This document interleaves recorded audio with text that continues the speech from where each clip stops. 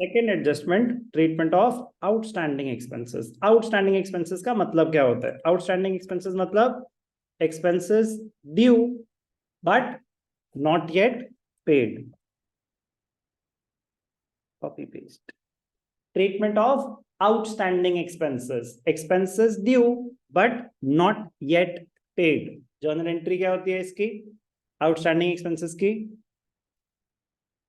Concept wise journal entry क्या होती है आउटस्टैंडिंग एक्सपेंसेस की? Raghav, very good. Expenses account debited to outstanding expenses account. तो अगर रेंट आउटस्टैंडिंग है तो rent account debited to rent outstanding, salaries outstanding है तो salaries account debited to salaries outstanding. हम फाइनेंशियल स्टेटमेंट्स कैश बेसिस पे बनाते हैं या अक्रूवल बेसिस पे? इशिका, हम फाइनेंशियल स्टेटमेंट्स कैश बेसिस पे बनाते हैं या अक्रूवल बेसिस पे? फाइनल आंसर बताओ। दो ऑप्शन है, एक कैश बेसिस एक accrual basis. Final answer accrual basis पे। अक्रूवल बेसिस पे तो अक्रूवल बेसिस क्या कहता है? जो ट्रांजैक्शन जिस पीरियड से रिलेट करते हैं उस पीरियड में दिखाई जाएगी। पैसे दिए या नहीं दिए फर्क नहीं पड़ता, पैसे मिले या नहीं मिले फर्क नहीं पड़ता। तो हमें एडजस्टमेंट करनी पड़ती है आउटस्टैंडिंग, प्रीपेड, अक्रूड, अनअर्न्ड की। फॉर एग्जाम्पल रेंट आउटस्टैंडिंग है तो मतलब रेंट आउटस्टैंडिंग का मतलब होता है rent due but not yet paid. आप सर्विसेज अवेल कर चुके हैं बट आपने अभी पेमेंट नहीं करी है, तो क्या वो उस पीरियड का एक्सपेंस माना जाएगा? क्योंकि आप बेनिफिट अवेल कर चुके हैं, तो बेनिफिट हैज बीन एक्सपायर्ड, तो माना जाएगा। तो इसलिए हम एक्सपेंस को डेबिट करते हैं। जब हम एक्सपेंस को डेबिट कर रहे हैं तो एक्सपेंसेस बढ़ रहे हैं कम हो रहे हैं? एक्सपेंसेस बढ़ रहे हैं। आउटस्टैंडिंग एक्सपेंसेस का नेचर क्या होता है? लायबिलिटी। तो हमारी at the same time liability create हो रही है। तो क्या ट्रीटमेंट तो सामने दिख रही है, एक्सपेंसेस बढ़ जाएंगे और लायबिलिटी। तो डेबिट एस्पेक्ट क्या हो गया? उतने से आपके एक्सपेंसेस बढ़ गए। और क्रेडिट एस्पेक्ट क्या हो गया? लायबिलिटी बढ़ गई। अब ये जो एक्सपेंसेस हैं ये कहां पे दिखाए जाते हैं? ट्रेडिंग अकाउंट या प्रॉफिट एंड लॉस अकाउंट?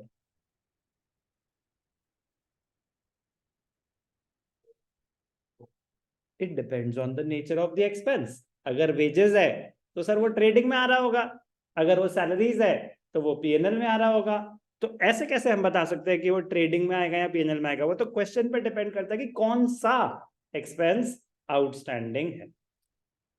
तो एक्सपेंस को इवेंचुअली जितना भी एक्सपेंस है फिर वो कहां पे ऐड तो हो रहा है? एक्सपेंस में ऐड हो रहा है कहां पे? ट्रेडिंग या प्रॉफिट एंड लॉस अकाउंट में। पहली एंट्री ये होती है, दूसरी एंट्री क्या होती है? Trading slash profit and loss account. मतलब अगर डायरेक्ट एक्सपेंस है तो ट्रेडिंग अकाउंट में डेबिट साइड पे आ रहा होगा। जो भी एक्सपेंस है हम दिखा रहे होते हैं ना। वेजेस का क्या करते हैं? अगर वेजेस इंक्रीज हो गई, ठीक है जी, वेजेस माने उस पीरियड का एक्सपेंस है, तो ट्रेडिंग अकाउंट में डेबिट साइड पे तो आ रहा था टू वेजेस, तो उसमें ही वो मर्ज हो रहा है, उसमें ही वो मर्ज हो रहा है। तो जो भी आपका एक्सपेंस है वो इफ डायरेक्ट तो ट्रेडिंग अकाउंट में चला जाएगा, इफ इनडायरेक्ट तो वो पीएनएल अकाउंट में चला जाएगा। ध्यान से देखना, बहुत बेसिक से एडजस्टमेंट है। मीनिंग मुझे एक्सप्लेन करने की जरूरत तो नहीं है। Expenses due but not yet paid. अब ध्यान से देखना, एग्जाम्पल से समझेंगे। तो एग्जाम्पल में डायरेक्ट भी दे दिया, इनडायरेक्ट भी दे दिया। ट्रायल बैलेंस गिवन होगा आपको। ट्रायल बैलेंस में आ रहा है वेजेस, तो ये क्या है? ये टोटल वेजेस है या ये वो वेजेस है जो अभी तक पे हो चुकी हैं? रिद्धिमा,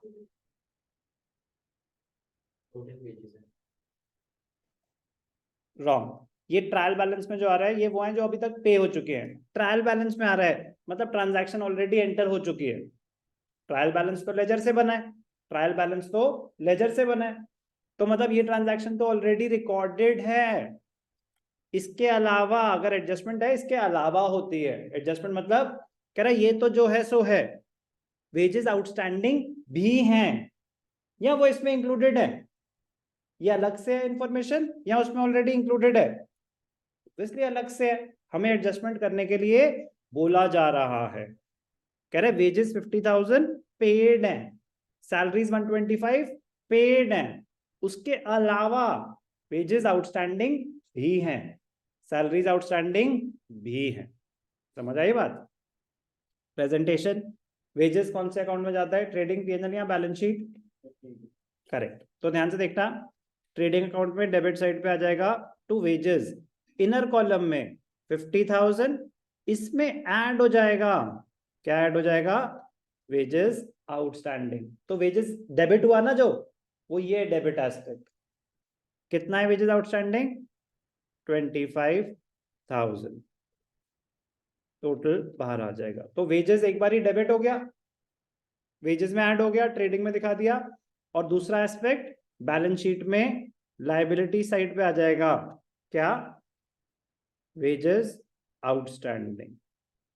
तो बस ये ध्यान रखना है कि जो भी एडजस्टमेंट्स हैं वो दो बार आएंगी, एक बारी डेबिट एस्पेक्ट, एक बारी क्रेडिट एस्पेक्ट। तो डेबिट एस्पेक्ट क्या हो गया, एक्सपेंस बढ़ा दिया उतने से, और दूसरा क्योंकि पे नहीं हुआ है तो एक लायबिलिटी क्रिएट हो गई है, बैलेंस शीट में लायबिलिटीज में दिखा दिया। सेम सैलरीज के साथ कर देंगे, 125 पेड है, 15 आउटस्टैंडिंग है, तो पीएनएल अकाउंट में डेबिट साइड पे आ जाएगा, कितनी है सैलरीज, 125, एड सैलरीज आउटस्टैंडिंग, कितना, 15,000। तो एक बारी एडजस्टमेंट दो बार आएगी, ये ट्रायल बैलेंस आइटम तो एडजस्टेड है ना, तो इसलिए 50,000 तो एक ही बार आया, 25 दो बार आया, 1,25,000 तो एक ही बार आया, 15,000 दो बार आया। समझ आई ना बात, कि जो एडजस्टमेंट है वो दो बार आएगी, जो आइटम एडजस्टेड है वो तो एक ही बार आएगा। क्लियर? समझ आया मैंने क्या बोला? ट्रायल बैलेंस में जो वेजेस दे रखे हैं 50,000, वो तो एडजस्टेड है, वो एक ही बार आएगी, वो ट्रेडिंग अकाउंट में डेबिट साइड पे आ गई। उसके अलावा जो 25,000 है, क्या है, आउटस्टैंडिंग, वो दो बार आ गया। आउटस्टैंडिंग इंक्लूडेड होता तो फिर एडजस्टमेंट होती ही नहीं, फिर क्या होता, मतलब इसमें कहता वेरिएशन और क्या हो सकती है सर, आपको ट्रायल अगर एडजस्टेड है तो ट्रायल बैलेंस में फिर आउटस्टैंडिंग वेजेस अलग से आ रहा होता। एडजस्टेड का मतलब क्या है, कि आप आउटस्टैंडिंग एक्सपेंस की एंट्री पास कर चुके हैं, तो अगर आउटस्टैंडिंग एक्सपेंसेस की एंट्री पास कर चुके हैं तो वेजेस टू वेजेस आउटस्टैंडिंग हो चुका है, इसका मतलब जो वेजेस दे रखा है वो टोटल है, वेजेस आउटस्टैंडिंग भी ट्रायल बैलेंस के अंदर आ रहा है, जैसे क्लोजिंग स्टॉक का केस है। तो कोई भी एडजस्टमेंट अगर ट्रायल बैलेंस के अंदर आ रही है, इसका मतलब वो एडजस्ट हो चुकी है, फिर उसका एक ही एस्पेक्ट आएगा जो उसका नेचर है। आउटस्टैंडिंग वेजेस का नेचर क्या है, it is a liability, it will be shown on the liability side. कोई भी आइटम अगर एडजस्ट हो चुका है तो फिर वो एक ही बार आएगा, जो उसका नेचर है। आइटम से जो, तो नेचर क्या होता है, जैसे मैं आपसे पूछता हूँ कि बताओ बेटा, रेंट का नेचर क्या होता है, बैड डेट्स का नेचर क्या होता है, तो नेचर का मतलब ये होता है। रेंट प्रीपेड का नेचर क्या होता है, समझ आ गई बात? तो ये नेचर है, तो अगर कोई चीज एडजस्टेड है तो उसका नेचर जो है ना, बस उसी के तरीके से वो ट्रीट हो जाएगा एक बार। आउटस्टैंडिंग एक्सपेंसेस, सर एक और एग्जांपल, एग्जाम्पल से बस अमाउंट चेंज होंगे, ट्रीटमेंट चेंज नहीं होगी, ट्रीटमेंट चेंज नहीं होगी, ट्रीटमेंट अब फिक्स हो चुकी है। जब भी कोई आउटस्टैंडिंग एक्सपेंस होगा तो एक बार एक्सपेंस में ऐड हो जाएगा और एक बार ही लायबिलिटीज में दिखा दिया जाएगा। प्लीज अब ध्यान से देखना, सैलरीज दे रखा है ट्रायल बैलेंस में 2,20,000 और एडजस्टमेंट्स में बोल रहा है salaries have been paid for 11 months only. तो इनडायरेक्ट एडजस्टमेंट है ये, उसमें तो डायरेक्टली मेंशन था कितना आउटस्टैंडिंग है, इसमें इनडायरेक्ट इंफॉर्मेशन, क्या कुछ आउटस्टैंडिंग है राघव? यस सर, क्या पता एम्प्लॉय ने काम ही 11 महीने करा हो सकता है कि नहीं हो सकता, हमें कोई ऐसी इंफॉर्मेशन नहीं दे रखी, ठीक है ना, हमें बस ये बोला कि सैलरीज 11 मंथ्स की पे करी है, ओनली नहीं भी लिखा होता ना, कि ओनली ना, ओनली सर मतलब सिर्फ 11 मंथ्स की दी है, मतलब 12 की देनी थी, नहीं, मैं कह रहा हूँ सिर्फ लिखा होता ना salaries have been paid for 11 months full stop, तो इसका मतलब साल में 12 महीने होते हैं, हमने अभी 11 की ही दी है, तो मतलब ये इम्प्लाइड है कि एक महीने की आउटस्टैंडिंग है, ये इम्प्लाइड। प्लीज इतना हम पढ़ पाएंगे? तो क्वेश्चन स्टार्ट करने से पहले हमें कैलकुलेट करना पड़ेगा कि आउटस्टैंडिंग कितनी है, सिंपल सी एडजस्टमेंट है।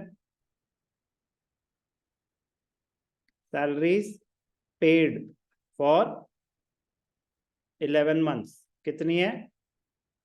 2,20,000। तो सैलरी पर मंथ कितनी हो जाएगी? 2,20,000 डिवाइडेड बाय 11, तो क्या हो जाएगी? 20,000 पर मंथ। 20,000 पर मंथ कितनी आउटस्टैंडिंग है? 1 महीने की, क्योंकि 11 महीने की तो पे हो रखी है, 1 महीने की आउटस्टैंडिंग है। इसमें कोई डाउट? सैलरीज कहाँ आएगा? ट्रेडिंग में या पीएनएल में? तो प्रॉफिट एंड लॉस अकाउंट में प्रेजेंटेशन कैसे हो जाएगी? डेबिट साइड पे, left hand side is the debit side, debit side पे क्या लिखेंगे? 2 सैलरीज कितना? 2,20,000 plus outstanding salaries 20,000। Total expense कितना हो गया उस पीरियड का? 240। बैलेंस शीट में लायबिलिटी साइड पे कितना आएगा? 2,20,000, 240 या सिर्फ 20? करेक्ट। बैलेंस शीट में तो सिर्फ लायबिलिटी आएगी ना, जितना अभी ड्यू है, बाकी तो ऑलरेडी पे हो चुका है। तो आप आउटस्टैंडिंग सैलरीज लिखें या सैलरीज आउटस्टैंडिंग लिखें, एक ही बात होती है।